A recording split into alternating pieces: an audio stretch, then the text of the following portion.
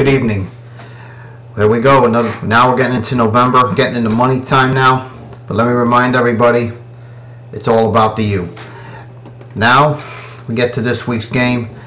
Back home at Sun Life Stadium, Saturday afternoon, 12 noon kickoff against the Maryland Terrapins. It'll be on ESPNU. Todd Harris and David Pollack will have the call on ESPNU. Maryland was unranked, but they're 6-2 and 3-1 in the ACC Atlantic Division. When you look at Maryland statistically, you know, they average more points per game, and they are pretty good defensively too, although we're a little better. They're pretty much the same as us in a way.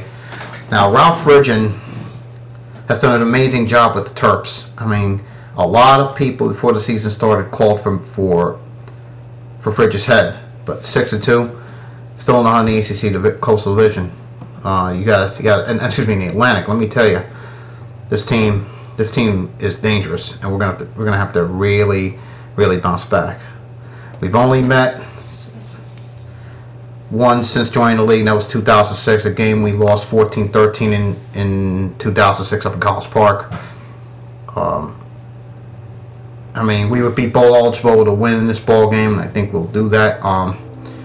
Little thing about Maryland, they have a freshman quarterback in Danny O'Brien, who's just thrown 3 interceptions this season and 13 touchdown passes. The starter went down with a shoulder injury in late September. That being Jamar Robinson. They have 2 good backs in Darrell Scott and Davin Meggett. Davin Meggett, of course, the son of Dave Meggett, former New York Giant great and New England Patriot great. Meggett has 487 yards and 4 touchdowns and 90 carries, while Scott has 346 yards and 3 touchdowns on 75 carries. Defensively, Alex Wujciak is 3rd in the conference with 10 tackles per game. They have a really good safety in Kenny Tate, who's 2nd in tackles with 63 and adding 2 interceptions and 3.5 sacks.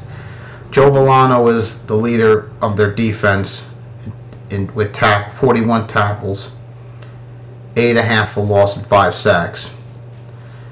Their kicking game is pretty good with Travis Balls, 7-9 on field goals, and he's been perfect on extra points. He's hit 47 yards twice this year, which is his long for the season. He also handles their punting duties, think like Max Bosher does for us. 42.1 yards per punt. They have one of the nation's top punt returners, who we're going to have to be very aware of, is Tony Logan. I mean, he averages 21.2 yards per return, and he's returned 2 touchdowns already this season. Smith is their kick guy that handles their kicking duties. So the thing we're going to have to be aware of when you look at them breaking it down defensively and on special teams.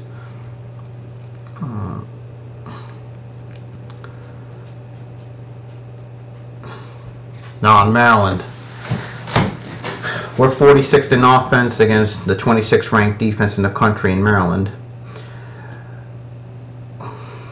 We are 42nd in rushing. They're 33rd against the run. We're 49th in passing. Maryland's 37th against the pass.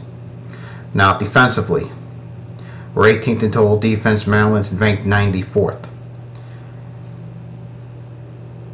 We're 71st against the run. Maryland's 80th in rushing offense. Pass defense, we're 7th in the country. Maryland's 86th ranked pass offense. So I think we could do some damage here. The net punting, we're 20th in net punting.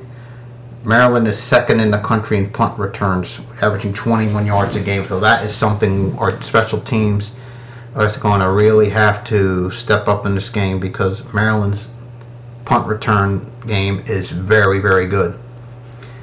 Our punt return, we're 90th in that, averaging 6.25 yards per return. Their punting average is 74th. So the matchup I'm going to be watching in this game is on special teams, really. At Bosher's net punt average against their punt returners. So, you know, we're going to have to really step up big in this ball game. Now, what it means for us, like I said, as I went to earlier, a win in this game, we go to 3-1. We go to 4-2 in AC play with 2 conference games remaining, Georgia Tech and Virginia Tech.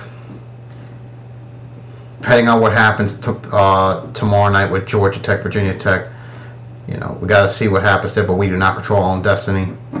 You know, losing last week to Virginia really hurt. Ja'Cory Harris is a game time decision. Most likely he will not go. That will likely be Stephen Morris. One thing I could tell you this, with 2 games back at Tech and a loss column, Maryland's a half a game back in the Atlantic. Despite losing against Virginia, we racked up 448 yards, but 5 interceptions by 3 quarterbacks isn't going to get it done yet. We had a chance to win late.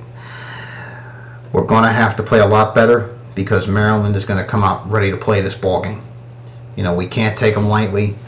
You know, Fridge has done a tremendous job, and with what he has.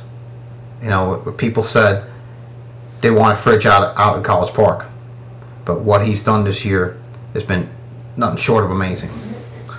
So what I'm going to do in the next segment is I'm going to play the lowlights of our game last week and Maryland's win against Wake Forest. Try to play the thing from the presser from Randy Shannon on yesterday, and see if I find something from Fridge. And I'll be back in the next segment to get all that started, and I'll open the chat room so you can give your takes on the game Saturday and what you think happens. So, see you in the next segment.